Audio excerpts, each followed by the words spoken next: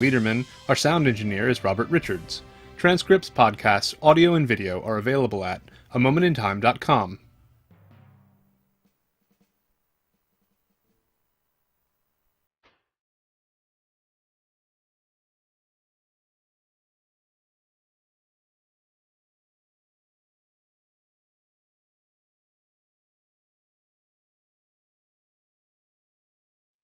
.851 Monday morning here on KSJE, and it's time once again for our Monday Reboot segment. That's when I get to talk technology with Lewis Campbell from Cintigy Computer Systems, and Lewis is joining me on video link this morning. Lewis, good morning. Good morning. There you are. We can hear you. We can't quite see you yet because I don't think I have your name correct in your screen. So at least I'm half here. You're half there, yeah. But let me fix that really quick because, should have done that. Most people don't even get that much when I'm standing in front of them in person, right? Right, but that's okay. Almost. See how fast I could type, and there we go. And now you are there. Good morning. Hey, so, good morning. Lots to talk about this morning. I know there's been a lot going on. Maybe we won't talk about Twitter and Elon Musk this week because we've talked about him a lot when we get together. Yes, I agree. And that just is an ongoing saga.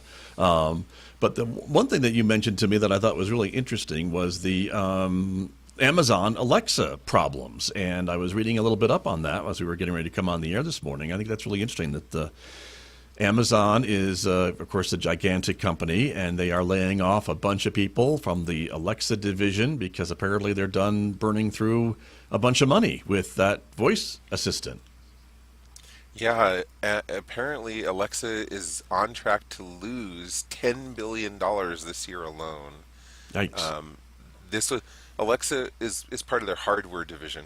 So the hardware division is losing the $10 billion, but according to internal gossip, news, whatever, most of that $10 billion is from Alexa. And right, and I guess the reason I was just going to say that's the same division that does like Amazon Prime Video and those other types of Amazon products, yep. Right? Okay. Yep. And so it was a pet project of Jeff Bezos, but it never really took off. The idea, people thought that, well, when people start using it, they would use it to order things or even buy more stuff from Amazon, but apparently most people are using Alexa to, turn on their lights and remind them to wash their laundry or whatever, and they just aren't using it to buy stuff, so they're not making money. Right. Hard to monetize that, I guess. And the idea is those Alexa devices, I was reading too, are sold, I guess, at cost, so they're not Yep. making money when you buy a new Echo whatever, right? And so I guess that's the problem. I suppose they must be making some money when they license Alexa to put into other products like ovens or light bulbs or things like that, I suppose, right? I would think so, but apparently that's not making them a lot of money. Not $10 billion worth. The way they developed the business model was as a loss leader to try and get people to buy stuff, but it just didn't happen. Right. Well, interesting. So anyway, that's happening. What else is going on? A lot, I know. Well, a lot's going on. The Foxconn factories in Shenzhen, China, which, if you don't know, if you're in the computer electronic business, these.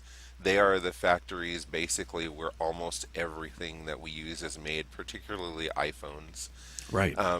They've always been well known for really low wages, which is why China gets away with being the center of making everything in the whole world.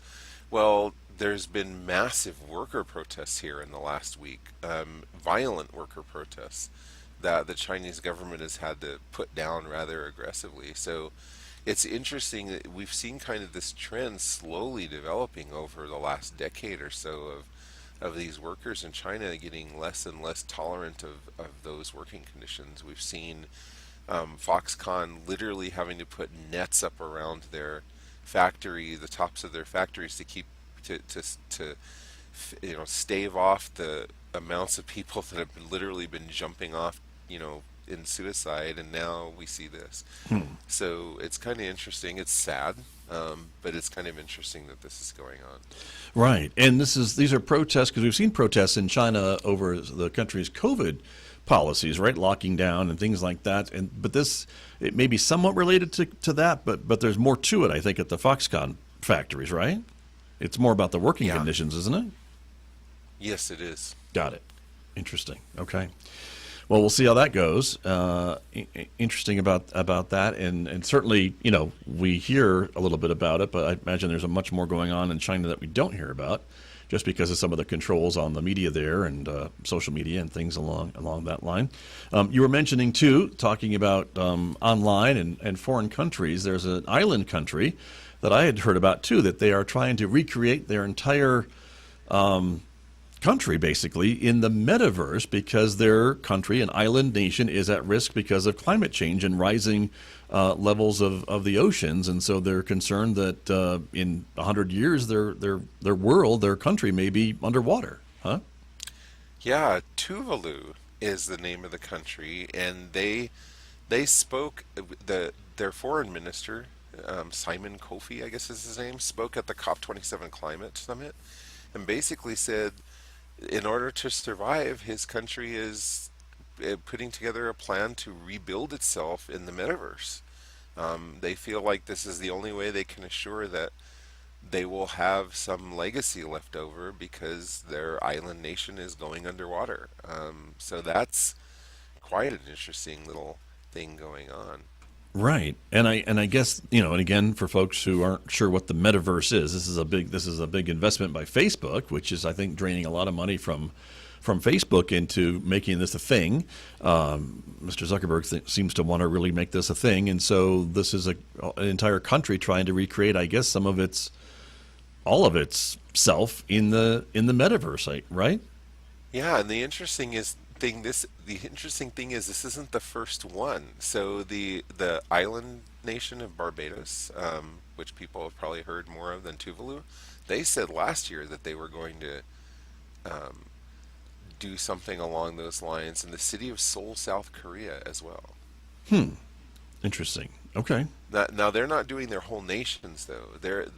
Those two have announced that they're going into the metaverse to basically provide some of their services to their people. So like the city of Seoul is going into the metaverse to provide administrative services to its people. So you can go into the metaverse and you can go to a virtual administrative center in Seoul, South Korea, once they get that in place. Yeah.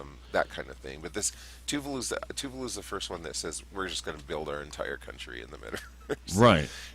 And that's kind of good news for Mark Zuckerberg, because he's under fire from a lot of people, including his own employees, for continuing to pursue the metaverse. There's a lot of criticism from inside his company that he's, like you said, just burning through cash to do something that, nobody really sees a successful end game for. Right. Except for these folks that we're talking about. Yeah. So, okay. Interesting. All right, we have time for maybe one more. What else you got this week? I think we should at least mention the FTC crisis that we mentioned before, Sam Bankman-Fried. Oh, yeah. There's just a lot of fallout going out from this. We have cryptocurrency related businesses kind of going under all over the place. I know of a couple of personal myself, but also this is affecting the market in general. So GPUs, which are graphic processing units, these high-end graphics cards people buy for gaming, their prices had skyrocketed, unbelievably during the crypto build. Now those same devices, the prices are tanking. It's affecting that market. And Sam Bankman-Fried, the guy who was in charge of FTX, who's kind of been, the center of all this, there's a lot of fallout from the political things that he was doing. Basically he was very involved in politics, and so now there's fallout from that. A lot of people accusing, senators and other people of playing favorites with him, accusing the media of playing favorites with him because of the amount of money he would actually give to media sources and so forth. So there's just a lot of stuff coming out of this cryptocurrency thing. So, stay tuned for that. I think we're going to see more news coming Right. from that end. Yeah, definitely a lot of stories. I've seen some of the stories about some of the alleged mismanagement, and then some of these political donations and other things that are coming to light, of course. And I guess, and what's so spectacular, I guess, about this story is that this is just a major crypto exchange that has kind of collapsed, right? And they just don't have enough money to pay all their creditors, I guess, and all their investors, right? That's kind of the bottom line. Yeah, they Yeah. owe, A lot. I don't remember how many billions they owe apparently. 3.1, I and- think, according to CNBC. Yeah. But yeah, so there you go. It's All right. still enough. It's a right? lot. Yeah. Yeah. All right. We are out of time, I'm afraid, Lewis, but thank you for joining us. We hope you had a good Thanksgiving and good to see you. Yeah, gobble gobble. All right. Great Thanksgiving. We'll see you next Monday. Thanks. Thanks, Lewis. That's Lewis Campbell from Cintigy Computer Systems. He is my guest every Monday at this time on our Monday Reboot segment right here on KSJE, Farmington, New Mexico, 90.9 FM and 103.3 FM, Durango, Colorado.